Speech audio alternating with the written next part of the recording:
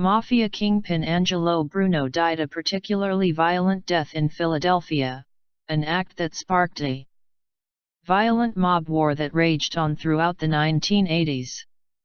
However, for over 2 decades, Bruno was nicknamed the Gentle Don, and was better known as the mob kingpin who brought order, organization, and relative peace to the rest of Philadelphia organized crime network. While he is gone now, and the Philadelphia mob is a shadow of its former self, Angelo Bruno left a mark on Philadelphia that endures to this day. The early days. Born Angelo Annaloro in Sicily in the early 1900s, Angelo Bruno emigrated to the United States with his family at a young age, settling in South Philadelphia. He had the humble, hard-working beginnings that were common to the tens of millions of other European immigrants who arrived in the early 1900s. Bruno's father established a grocery store, and young Angelo worked there tirelessly, often to the detriment of his education. Later on, Angelo married his childhood sweetheart, Sue Maranxa, and remained married to her for the rest of his life. As an adult, Bruno lived in a modest row house in South Philadelphia, raised his 2 children, and owned several legitimate businesses. However, despite the respectable veneer, Bruno was also a career criminal who established lifelong ties to the Mafia at an early age. Bruno became a part of the rest of Philadelphia mob scene as a young man. He assumed the surname Bruno in part as a homage to Philadelphia gangster Giuseppe Joe Bruno Dovey.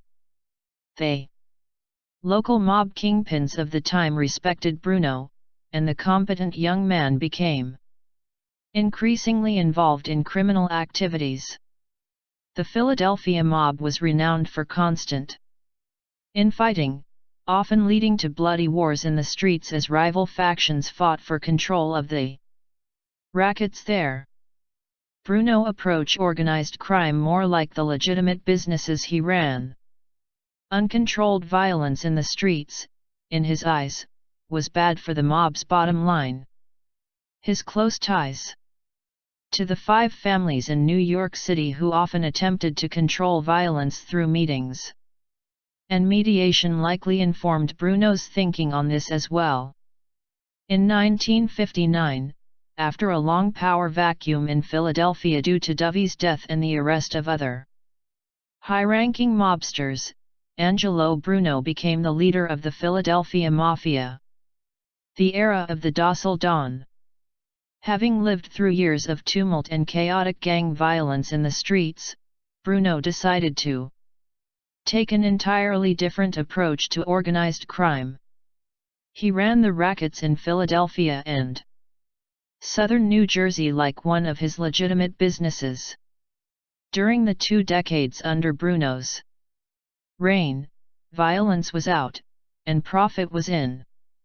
Bruno was not averse to using violence when it was necessary.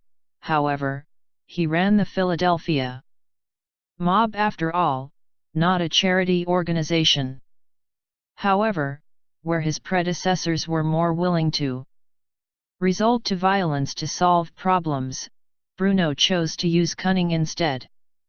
The shrewd gangster established ties to politicians and power brokers across his territory, often doing so by issuing bribes and doing favors. Lowering the violence proved to be lucrative to his crime network. The Philadelphia rackets, freed from the chaos and violence of the recent past, were more lucrative than ever. Bruno's organization also made tremendous profits from the gambling industry in Atlantic City as well. In the Mafia, however, good things often come to a bloody, violent end, and that end began with Bruno's expansion into and control of Atlantic City's gambling rackets. The bloody end of Angelo Bruno. Atlantic City, where gambling had recently been legalized, was considered fertile ground for organized crime. The five families recognized Atlantic City as Bruno's territory, but nonetheless, many gangsters chafed at what they perceived as his heavy-handed management of it. Additionally, Angelo Bruno faced considerable dissension within his own ranks over his policy on narcotics. Along the eastern seaboard, many gangsters were amassing a fortune dealing in illegal drugs. However, Bruno disliked the narcotics racket, and strictly limited the drug trade in Philadelphia. Many mafiosos privately seethed over this order. Eventually, Angelo Bruno succumbed to the gang violence he had tamped down so successfully as the Godfather of Philadelphia. On March 12, 1980, Bruno was assassinated with a shotgun blast to the head while sitting in a car outside his South Philly row house. His death set in motion a violent gang war that pitted different factions of the Philadelphia mob against one another and left several top gangsters dead in the streets, one of them, Philip the Chicken Man Testa, was even blown up with a nail bomb on his front porch.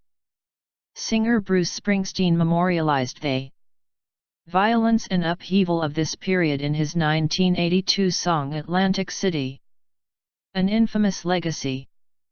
The Philadelphia mob declined considerably after Bruno's death, done in by a combination of increased law enforcement scrutiny and its own violent infighting.